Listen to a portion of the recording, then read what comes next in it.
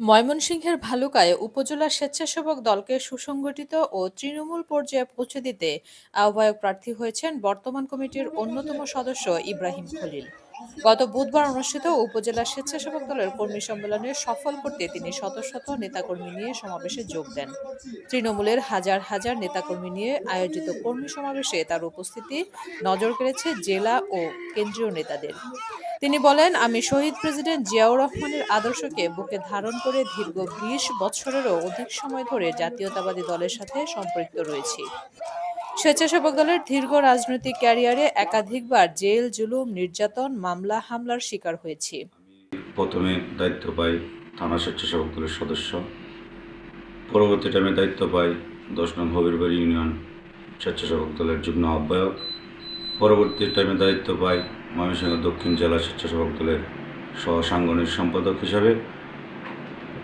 এর পরবর্তী টাইমে আবার দায়িত্ব পাই থানা স্বেচ্ছাসেবক দলের সদস্য হিসাবে। আমি দীর্ঘদিন যাবৎ এই দলের সাথে জড়িত আছি।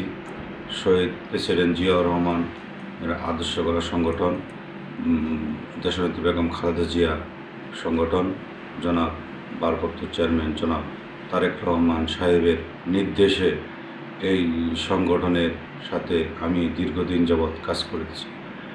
আমি ২-৩টা কাউন্সিল হয়েছে, ওই কাউন্সিলগুলিতেও আমি আহ্বায়ক প্রার্থী ছিলাম।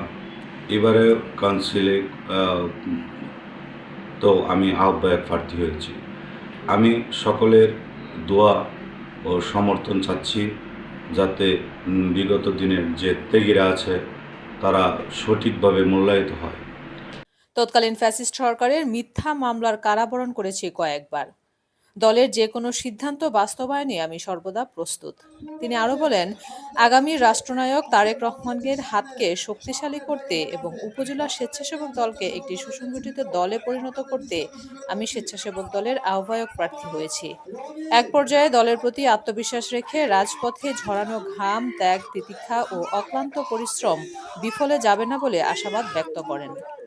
পরে তিনি সাবেক সফল রাষ্ট্রনায়ক বেগম খালেদা জিয়ার রোগ মুক্তির কামনায় দেশবাসীর কাছে দোয়া কামনা করেন।